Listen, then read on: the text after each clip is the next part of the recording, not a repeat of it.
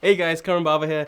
Today's a little bit of a different video. As you can see, I want to talk about awkward film set scenarios that you may come across if you haven't already, and how to overcome them just so you can continue on with your production. Let's get right into it. Forgetting to press the record button.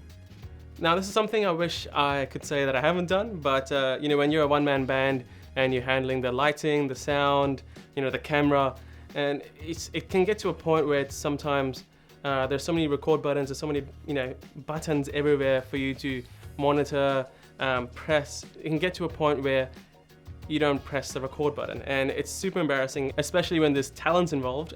You want to make sure that you don't put any blame on them indirectly as well, because when you say let's just go for another take, they might think there's something wrong with them, and then they might just lose their mojo. So when you forget to press the record button, you just say there was a technical problem, or you want to do a safety take.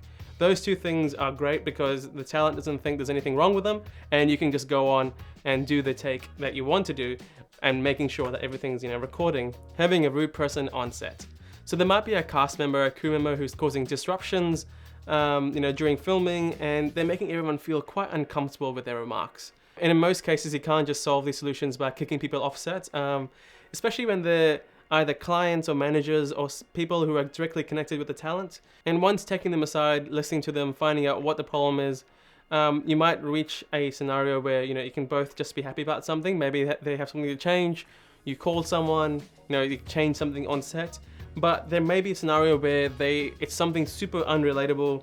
They're just having a bad day. They're saying they're bored. There are people out there that just say they're bored like loudly on set. It's actually quite crazy. And in these cases, it might get to a point where you'll just have to work in their favor and let them know that the quicker you get your own job done, they can go home. So it really is bonding some trust outside of the film set. Getting that conversation wrapped up, getting the conversation done. Because at the end of the day, you don't want to cause a fight. You just want to diffuse the situation and just move on with the production. Someone getting hurt on set. Now, this is the last thing you need on set. Everyone's safety should be the most important thing, and it's something that you should always over-plan, over-prepare for in pre-production, and having a contingency plan just in case. This could involve having a crew member who's qualified in the first aid course, having a first aid kit on set, and also just having a safety talk at the start of every film day, just talking about all the risks, all the safety measures, and a plan of action just in case things go south. Prepare for the worst, hope for the best. Hitting a story block. So this is like a writer's block, but on a film set. You got your groove going on, the shots are coming out nicely, the story is going well, but then it isn't. So this is a scene that you're heavily prepared for, it's a golden scene, but things are not working out the way you wanted them to be. There are times on set where you will get to that stage where you're like, okay, I did the most preparation possible, but it's not exactly looking like the way I wanted it to be. So there may be time restraints on set, and the producer's, asking you to move on to the next scene, but you're really, just not happy with what you have.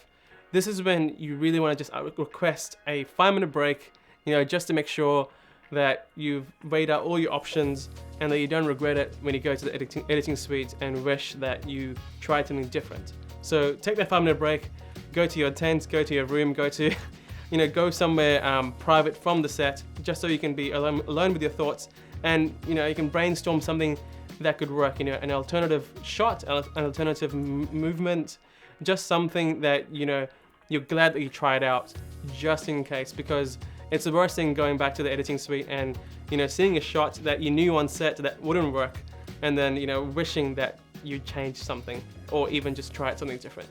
So let me know what you guys would do and how you would overcome these scenarios and some other scenarios that I may have missed, because I've yet to learn so much more, and that's the beauty of this passion and this industry.